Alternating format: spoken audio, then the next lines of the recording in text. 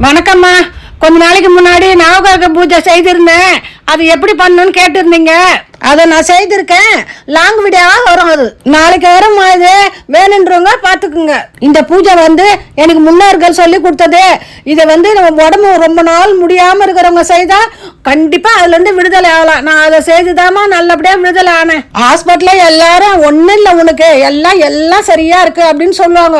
ஆனா பிபி தாறுமாறம் ஏறும். என் பசங்களுக்கு நான் முன்னாடியே சொல்லி வச்சிருந்தேன், நீ எப்படி இருந்தாலும் உன்னால முடியல கூட நான் உட்கார வச்சு செய்யறமான்ட்டு எனக்கு என் பெரிய பொண்ணு எல்லாம் உதவி பண்ணி நான் செய்து இது நல்லபடியா ஆனமா. இந்த பூஜை 9 நாள் செய்யணும்.